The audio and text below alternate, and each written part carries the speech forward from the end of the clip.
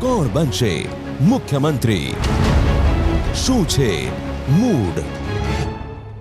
ABP અસ્મિતાની વિશેષ રજૂઆત કોણ બનશે મુખ્યમંત્રીમાં આપનું સ્વાગત છે. આપણે છીએ બનાસકાંઠાના ધાનેરા મત વિસ્તારમાં અને અમારી સાથે છે આ મત વિસ્તારના નેતા અને તેની જનતા. આ વર્ષે રાજ્યમાં જ્યારે વિધાનસભાની ચૂંટણી છે ત્યારે આ વિસ્તારની જનતા અને નેતાનો મૂડ જાણીશું. તે પહેલાં જોઈએ આ મત વિસ્તારનું રાજકીય ગણિત.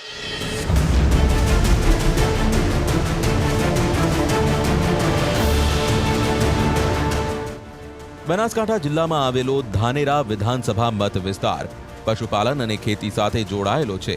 રાજસ્થાનની સરહદે આવેલા ધાનેરાના મત વિસ્તારમાં ધાનેરા ઉપરાંત દાંતીવાડા અને પાલનપુર તાલુકાના કેટલાક ગામોનો સમાવેશ થાય છે.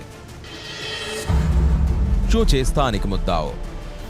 રાજ્યમાં નર્મદાના નીર પહોંચ્યાના દાવા થઈ રહ્યા છે, ત્યારે ધાનેરાના ખેડૂતો હજુ પણ સિંચાઈ માટેનું પાણી ઝંખી રહ્યા છે. દાંતીવાડા 2 અને સીપુ ડેમ ભરવાની માંગણી થઈ રહી છે. અનેક વિસ્તારમાં નહેરના અધૂરા કામ પૂર્ણ કરવાની પણ માંગ ઉઠી છે. તો બેરોજગારી દૂર કરવા માટે જીઆઈડીસી સ્થાપવાની જરૂરિયાત પર પણ ભાર મુકાઈ રહ્યો છે. વિસ્તારમાં સરકારી શાળાઓ અને ઉચ્ચ શૈક્ષણિક કોલેજો નથી. અહીં રેલવે ઓવરબ્રિજ માટેની પણ વારંવાર રજૂઆતોની અસર ન થઈ હોવાનો કોંગ્રેસે આરોપ લગાવ્યો છે. છેલ્લા 5 વર્ષમાં કયા મોટા કામ થયા? ધારાસભ્ય જોઈતાભાઈ પટેલનો દાવો છે કે તેમને મળેલી 4 કરોડની ગ્રાન્ટમાંથી વિસ્તારમાં રસ્તા, પાણી અને ગટરની સુવિધા ઉપલબ્ધ કરાવાઈ છે. 2007માં ભાજપના મફતલાલ પુરોહિતે કોંગ્રેસના નાથાભાઈ પટેલને 13,000થી વધુ મતોથી હાર આપી હતી. 2012માં કોંગ્રેસના જોઈતાભાઈ પટેલે ભાજપના વસંત પુરોહિતને 30,000થી વધુ મતોથી પરાજય આપ્યો હતો. બેઠક કયા પક્ષનો ગઢ? 1995થી ધાનેરા વિધાનસભા બેઠક પર યોજાયેલી 5 વિધાનસભા ચૂંટણીઓ પૈકી 3 વખત ભાજપ અને 2 વખત કોંગ્રેસની જીત થઈ છે. ભાજપ અને કોંગ્રેસ બંને પક્ષે જીતના દાવા થઈ રહ્યા છે, પરંતુ જીતનો આધાર અહીંના 2 લાખ મતદારોના મૂડ પર આધારિત છે. અમારી સાથે આ ચર્ચામાં જોડાયા છે ધાનેરા મત વિસ્તારના એટલે કે આ મત વિસ્તારના ધારાસભ્ય જોઈતાભાઈ પટેલ, સાથે પાર્ટી પ્રવક્તા બનાસકાંઠા કોંગ્રેસના ડામરાજી રાજગોર, કિસાન કોંગ્રેસ પ્રમુખ બનાસકાંઠાના નથાભાઈ પટેલ અને ધાનેરા શહેર કોંગ્રેસના પ્રમુખ બળવંતભાઈ રાવ.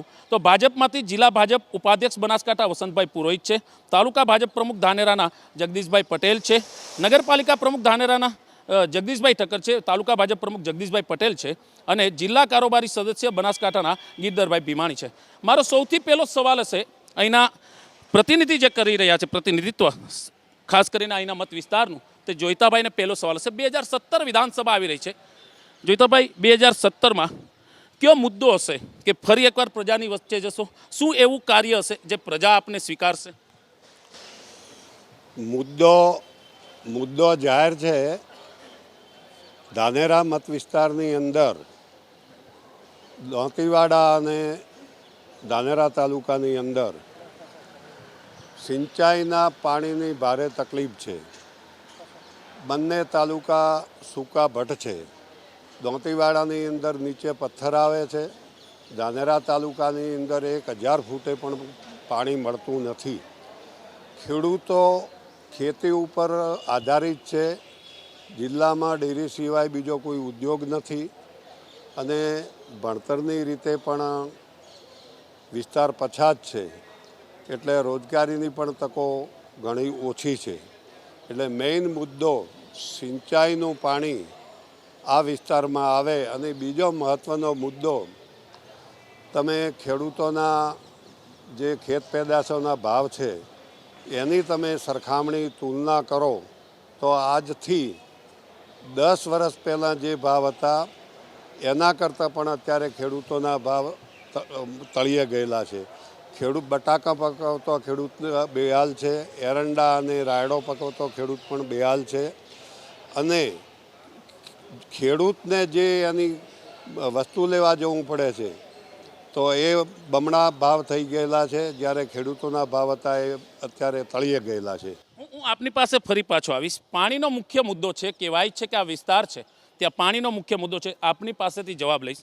સરકાર બીજેપીની છે, કચ્છમાં 600 કિલોમીટર દૂરથી પાણી આપવામાં આવ્યું. શું આ વિસ્તારને કેમ પાણી અને કોઈ યોજના છે તો કઈ રીતના છે? આ વિસ્તારની અંદર 10 વર્ષ પહેલાં ઘણા પુષ્કળ પાણી હતું. જ્યારે ધીરે ધીરે પાણી જતું રહ્યું છે એ વખતે સરકારે આ વખતે બજેટની અંદર 600 લાખ રૂપિયા બજેટમાં અહીંયા સર્વે કરવા માટે ફાળવ્યા છે. અને એ સરકાર સર્વે કરી કયા વિસ્તારમાંથી આ ધાનેરા મત વિસ્તારને પાણી મળી રહે એનું સર્વે બજેટમાં લીધું છે અને હાલ સર્વેની કામગીરી ચાલુ છે. ભવિષ્યની અંદર 100% અહીંયા નર્મદાના નીર આવશે. આ વિસ્તારની સમસ્યા શું માત્ર પાણી મુદ્દો છે કે બીજી કોઈ પણ મુદ્દો છે જે અહીંની જનતાને લાગુ પડતો હોય, ધાનેરા માટે જરૂરી હોય? ધાનેરા મત વિસ્તાર માટે અમારા ધારાસભ્યશ્રીએ જે કીધું પાણીનો મુદ્દો એ ખૂબ જ અગત્યનો ખરો, પણ ધાનેરા વિસ્તારની ઘણી બધી સમસ્યાઓ છે. એક સામાન્ય સમસ્યા તમને કહું કે ધાનેરામાં આવતા તમને પણ અડધો કલાક થયો છે પુલ ઉપરથી નીકળતા. આ અમારો રેલવેનો ઓવરબ્રિજ એ ધાનેરાની ગંભીર હેડેક જેવી સમસ્યા બની ગઈ છે. ધાનેરાની દાંતીવાડાની કૃષિ યુનિવર્સિટી ધાનેરા વિધાનસભામાંથી પગ કરી ગઈ છે. ભૂતકાળમાં કોંગ્રેસે બનાવી હતી અને ભાજપના શાસનમાં રફે દફે થઈ ગઈ યુનિવર્સિટી. સાથે સાથે અમારે ત્યાં કોઈ પણ જાતના વિકાસની માત્ર વાતો ભાષણો દ્વારા થાય છે. મોટા મોટા ભાષણોથી પ્રજાને લલચાવવામાં આવે છે. ધાનેરા તાલુકો વિકાસથી સંપૂર્ણ વંચિત છે. રેલવે બ્રિજનો પ્રશ્ન શું ઉકેલ એમ છે? કહેવાય છે કે વર્ષોથી એને લઈને અનેક આંદોલનો પણ થયા, તો શું આંદોલનની અસર નથી થતી? રેલવે બ્રિજ 2011ની અંદર ગુજરાત સરકારે એપ્રોચ રોડનું ખાતમુહૂર્ત કર્યું હતું. ત્યારે કોંગ્રેસમાં કેન્દ્રની સરકાર હતી, ત્યારે એમને રેલવેની મંજૂરી આપી નહીં. એના કારણે એ અટકી ગયેલ અને અત્યારે નેશનલ થયા પછી ગઈકાલની વાત છે ત્યાં સુધી આનું ટેન્ડર બહાર પડી જવાનું છે અને 1-2 મહિનામાં જ રેલવેનું આ કામ શરૂ થઈ જશે પુલનું, એ ખાતરી આપી. અહીંયા શિક્ષણનું સ્તર કેવું? શું શિક્ષણ છે તો કેવું છે? શિક્ષણના સ્તર મુદ્દે રાજ્ય અને કેન્દ્ર સરકારે જે આરએમએસ સ્કૂલો શરૂ કરી, પરંતુ હંમેશા રાજ્ય સરકારને પ્રથમ એટલી ખાતરી હોય કે આપણે જ્યારે સ્કૂલ શરૂ કરવા જઈ રહ્યા છીએ ત્યારે તેના માટે બિલ્ડિંગ હોવું જરૂરી છે. ચલો બિલ્ડિંગ તમે કર્યું છે તો તેના માટે પૂરતા શિક્ષકો હોવા જરૂરી છે. જેના કારણે હાલની અંદર ધાનેરા તાલુકો સરહદી તાલુકો છે, પછાતપણું છે અને અહીંયા શિક્ષણનું સ્તર બિલકુલ નીચું છે. બિલકુલ શિક્ષકો પણ નિમિત્ત હોય છે, છતાં તંત્ર દ્વારા કોઈ ધ્યાન અપાતું નથી. સાથે શિક્ષકોની ઘટ છે અને લગભગ 7 ગ્રામ પંચાયતો વચ્ચે એક તલાટી કમ મંત્રી છે. આજે તાલુકા પંચાયત ડિપાર્ટમેન્ટ હોય, મામલતદાર ડિપાર્ટમેન્ટ હોય, પોલીસ સ્ટેશન હોય, બધામાં તમામ સ્ટાફની ઘટ છે અને ઘટ સત્વરે ભરવી જોઈએ. સર્વ શિક્ષા અભિયાન પ્રવેશ ઉત્સવ, શું આ વિસ્તારમાં શિક્ષણનું સ્તર તેમણે કીધું તે રીતના છે અને અથવા તો સરકારે કોઈ કાર્ય કર્યું હોય તો કઈ રીતના કર્યું છે? હવે જ્યારે કોંગ્રેસના શાસનની વાત કરીએ ત્યારે ધાનેરા તાલુકાની અંદર માત્ર એક જ સ્કૂલ ગવર્મેન્ટ સ્કૂલ હતી. અત્યારે ધાનેરા તાલુકાની અંદર 15 સ્કૂલ અત્યારે ગવર્મેન્ટ શરૂ છે. આખી વિધાનસભા જોઈએ તો 23 સ્કૂલો ગવર્મેન્ટ છે. એની અંદરથી જે 2 વર્ષ પહેલાં સ્કૂલ ચાલુ થઈ એમાં બિલ્ડિંગ બની ગયા છે, અત્યારે એમાં સ્ટાફ પૂરતો છે. પરંતુ ગઈ સાલ સ્કૂલ ચાલુ થઈ એમાં બિલ્ડિંગ નથી. શિક્ષણની દ્રષ્ટિએ જે અગાઉ હતું એના કરતાં ધોરણ અત્યારે ઘણું ઊંચું છે. તમામ શિક્ષણની દ્રષ્ટિએ ડ્રોપ આઉટ રેશિયો જોઈએ તો જે 23% આ તાલુકાનો રેશિયો હતો અત્યારે 1.5% ડ્રોપ આઉટ રેશિયો છે. એટલે શિક્ષણનું સ્તર સુધર્યું છે. બનાસકાંઠામાં 2 ડેમ કોંગ્રેસે બોધ્યા છે. 22 વર્ષની અંદર ભારતીય જનતા પાર્ટીની સરકારે બનાસકાંઠા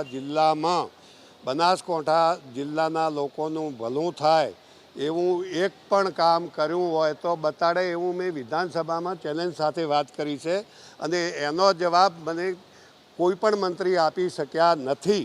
ઉલટું એમણે ડામરાજીએ કહ્યું એમ બનાસકાંઠા જિલ્લાને પોંગળો બનાવવાની કામગીરી કરી છે. દાંતીવાડા કૃષિ યુનિવર્સિટીના 4 ટુકડા કર્યા.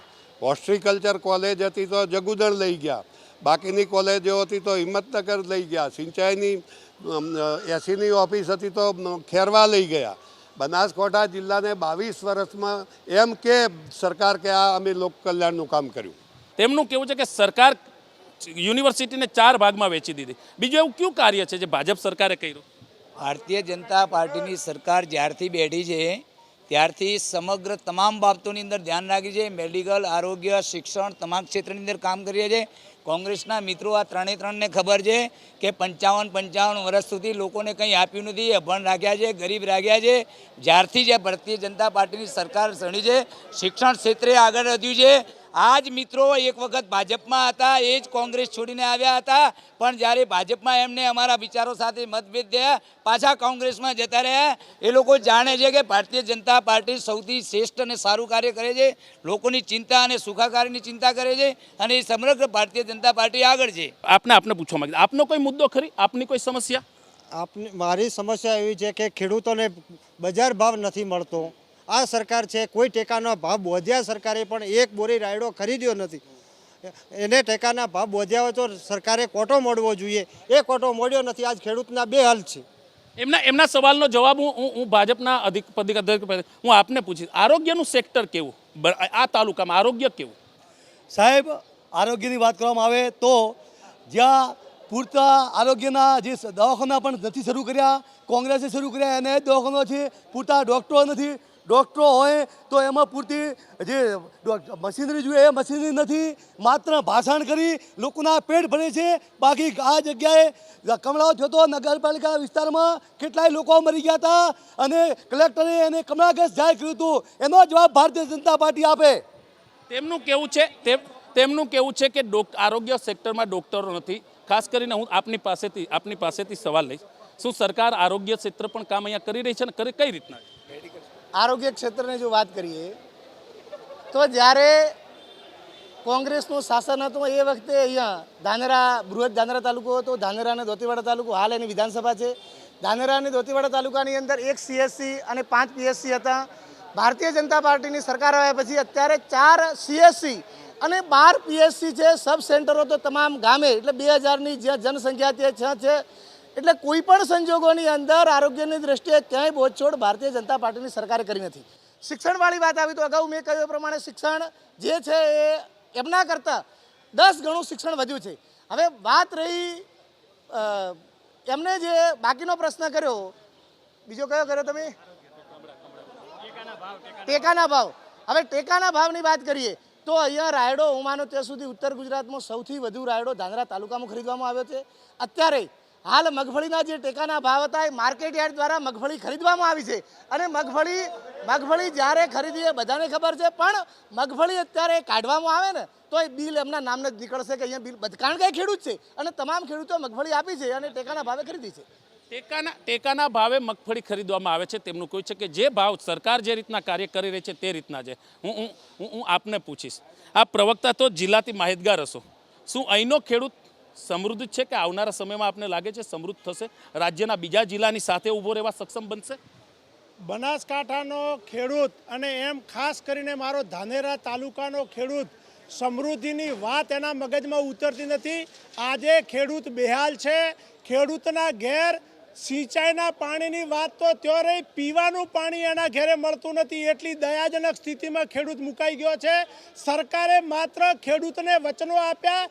આજે યુરિયા ખાતરની વાત કરું તો ખેડૂત પોતાના છોકરાને 1 થેલી દૂધ ના પાઈ શકે, પણ એને ખેતરમાં યુરિયા લાવવું પડે, એ લાવવાના એની પાસે પૈસા નથી. અને આ સરકાર એમ કહે છે કે આ ખેડૂત તો મારુતિ લઈને ખેતરે જાય છે.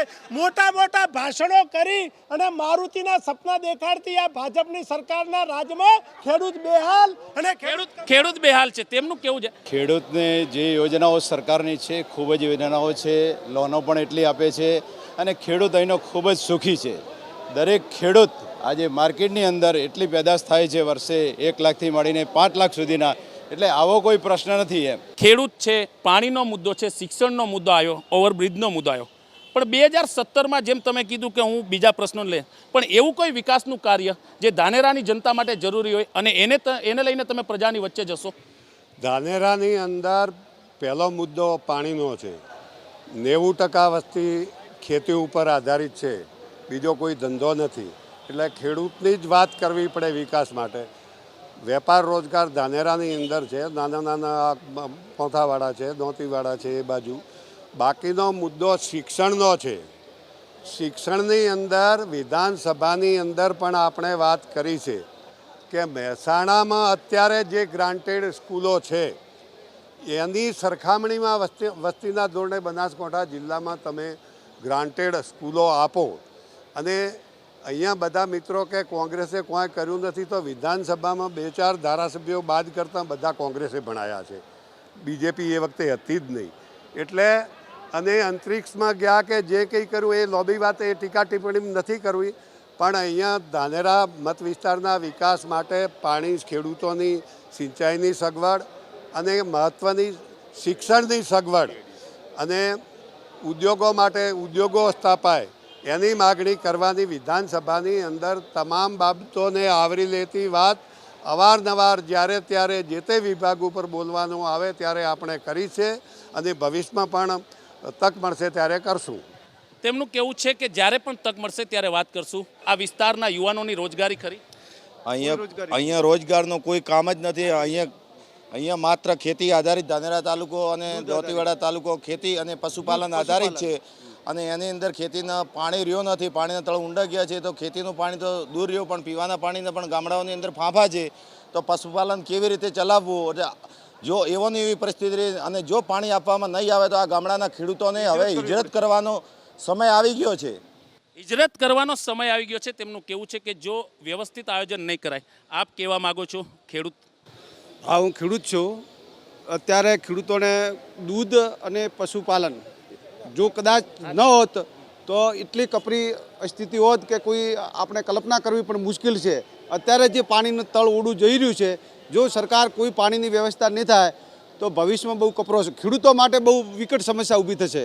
અહીંની જનતા તરીકે શું મુદ્દો છે આ વિધાનસભામાં? અહીંની જનતા તરીકે ધાનેરાની અંદર એસટી ડેપોની તાતી જરૂર છે. એસટી ડેપો નથી તો એ જે એમએલએ આવે એ તાત્કાલિક ધાનેરામાં એસટી ડેપો લાવે એ તાતી જરૂર છે. સૌથી મોટો મુદ્દો કહી શકાય કે જ્યારે આ તાલુકાની આટલા હજારોની જનતા હોય તેના માટે એસટી ડેપોની જરૂર છે. જોઈતાભાઈ, તેમનું કહ્યું છે કે એસટી ડેપો જે રોલ મોડેલ ગુજરાતમાં બની રહ્યા છે, વડોદરા, અમદાવાદ કે વિશ્વ કક્ષાના, પણ ST bus depot ST bus ડેપોની એમની વાતને હું પણ સમર્થન આપું છું. અવારનવાર એસટી ડેપો બનાવવો જોઈએ એના કાગળ આપણે લખ્યા છે. હમણાં છેલ્લે પણ એસટી ડેપો માટે વિજય નહેરા જે એના એમડી છે એસટી નિગમના, એમને મેં ફોન ઉપર પણ વાત કરી છે અને વિનંતીપત્ર કર્યો છે અને એસટી ડેપો માટે બનતા પ્રયત્ન આપણે રજૂઆતમાં કરીશું. એ વાત સાચી. મારી પાસે સમય ઓછો છે. 2 સવાલ છે. હું આ 2 સવાલ બંને પાર્ટીના હોદ્દેદારોને પૂછીશ. 2017ની જ્યારે વિધાનસભા આવતી હોય, સ્વાભાવિક છે કે પ્રજાને પોતાના જનપ્રતિનિધિ ઉપર સૌથી વધારે ભરોસો હોય. એવો પ્રતિનિધિ જોઈએ જે 5 વર્ષ તેમની સાથે રહે, તે તેમના કાર્યને પ્રગતિ આપે, તેમના કાર્યને સમજે અને લોકોની વચ્ચે જાય. હું સૌ પહેલાં આપને પૂછીશ, 2017માં અહીંયા કોઈ પણ ધારાસભ્ય આવે, બીજેપી, કોંગ્રેસ કે ત્રીજા, શું તે ધાનેરાની જનતા માટે કાર્ય કરશે અને એને કરશે તેની પ્રાથમિકતા શું હશે? પ્રથમ એ છે કે કોઈ પણ ધારાસભ્ય આવે ને કરશે એવું ક્યારેય શક્ય નહીં બને. જ્યારે 5 વર્ષથી કોંગ્રેસના અહીંયા ધારાસભ્ય છે, હમણાં એમને તમામ પ્રશ્નો રજૂઆત કરવાની વાત કરી. જ્યારે એમને રેલવે પુલ હોય, બસ સ્ટેન્ડ હોય, પાણી હોય, તો એમને કહ્યું કે મેં રજૂઆત કરી છે. ક્યાંય એવી કોઈ રજૂઆત સરકારમાં કોઈ અસરકારક રીતે કરી નથી. સરકારે જે કામ કર્યા છે એ સરકારે ભારતીય જનતા પાર્ટીની ગુજરાત સરકારે કરે છે. જ્યારે ખાતરવાળી વાત હું કહું છું, એમનું કહેવું કે ખાતર અત્યારે અહીંયા ક્યાંય ખાતરની બોરી લેવા માટે પૈસા નથી. કોંગ્રેસના શાસનની અંદર કેન્દ્રમાં કોંગ્રેસનું શાસન હતું એ વખતે કમસે કમ તો 2000 માણસોના ટોળા ખાતર લેવા માટે જતા. ખાતર લેવાની લાઈનો હતી, ખાતર નહોતું મળતું. અત્યારે આખા દેશની અંદર ખાતર માટે લાઈનો નથી. જ્યારે અહીંયા મહેસાણા અને બનાસકાંઠાની બંનેની તુલના માન્ય ધારાસભ્ય સાહેબે કરી કે એ વખતે અહીંયા સ્કૂલ, ગ્રાન્ટેડ સ્કૂલ બનાસકાંઠામાં ઓછી આપી છે, મહેસાણામાં વધારે આપી છે. હું એમને જે વિનંતી કરું છું કે એ જે ગ્રાન્ટેડ સ્કૂલો આપી છે એ કોંગ્રેસના શાસનમાં ત્યાં વધારે આપી હતી. કોંગ્રેસના શાસનની અંદર અહીંયા એ વખતે પણ અહીંયા એ આપ્યું હોત જે તે વખતે ગ્રાન્ટેડ સ્કૂલો, તો અત્યારે આ પ્રજાને ભણવાનો, અભણ રહેવાનો વારો ના આવત. અને જે પ્રમાણે આમ અભણ રાખવાનું જો પાપ કર્યું હોય ને તો કોંગ્રેસે કર્યું છે. પણ મારો મુદ્દો છે 2017ની પ્રાથમિકતા શું? 2017ની પ્રાથમિકતા શું ભાજપની આ ચૂંટણીમાં? ભારતીય જનતા પાર્ટીનો કોઈ પણ ધારાસભ્ય અહીંયાથી ચૂંટાશે તો પ્રથમ પ્રાથમિકતા એ હશે કે જે વિસ્તારના પાણી ઊંડે જાય છે, આ વર્ષે સર્વે કર્યું છે એ સર્વે પ્રમાણે 100% કડાણામાંથી અહીંયા નહેર લાવવાનું કામ 100% પહેલી જ વાત થશે. બીજી વાત કે અહીંયા રોડ અને રસ્તાની વાત, જે અત્યારે છેલ્લા 5 વર્ષની અંદર એટલા રસ્તા થયા છે, પરંતુ બાકી જે કંઈ છે એ પણ આગામી 5 વર્ષની અંદર પૂરા થશે. શિક્ષણની વાત, જે શિક્ષણમાં બધી જ જગ્યાએ અત્યારે હાલ 23 સ્કૂલો છેલ્લા 5 વર્ષમાં આપી છે. ગવર્મેન્ટ સ્કૂલ 1 હતી અને 23 સ્કૂલો થઈ છે. ક્યાંક બિલ્ડિંગો નથી, ક્યાંક અત્યારે 5 કિલોમીટર હજી પણ ન હોય. એ વાત પણ ભારતીય જનતા પાર્ટીનો એમએલએ આવશે તો પૂર્ણ કરશે. બીજેપીના એમએલએ આવશે તો પૂર્ણ કરશે. શિક્ષણ, રસ્તા, પાણી. કોંગ્રેસની પ્રાથમિકતા શું હશે 2017માં? અત્યારે તો કોંગ્રેસના ધારાસભ્ય છે, પણ 2017માં શું? ભાજપના મિત્રો કહે છે, મારો મુદ્દો પ્રાથમિકતાનો એ જ કહું, ભાજપના મિત્રો કહે છે કે 50 વર્ષમાં કોંગ્રેસે કશું જ નથી કર્યું. 50 વર્ષમાં કોંગ્રેસે 2.5 ઇંચના રમકડામાં વિશ્વ આખું તમને આપી દીધું છે. આ દેશમાં જે કંઈ વિકાસનું કામ થયું છે કોંગ્રેસ દ્વારા થયું છે અને અમારી પ્રાથમિકતા છે જો અમારા ધારાસભ્ય ચૂંટાઈને આ ગુજરાતમાં કોંગ્રેસની સરકાર બનશે તો કોંગ્રેસની પ્રજાને વિકાસની ફોગટની વાતો લલચામણી વાતો નહીં હોય અને વાસ્તવિક ગુજરાતનો વિકાસ થશે. ગુજરાતના પડતર પ્રશ્નોનો નિકાલ કરવા માટે અમારા તમામ ધારાસભ્યો પ્રજાની વચ્ચે જઈને ઘેર ઘેર ફરી અને વિકાસ માટે પ્રજાને આપેલા વચનો પૂરા કરશે. તો આ તો ધાનેરાના મત વિસ્તારની જનતાનો મૂડ. આવતીકાલે જોશું મારા સહયોગી સાથે એક નવી વિધાનસભાની બેઠકનો મૂડ. દેશ વિદેશ અને પ્રદેશના સમાચાર માટે જોતા રહો એબીપી અસ્મિતા. કોણ બનશે મુખ્યમંત્રી? શું છે મૂડ?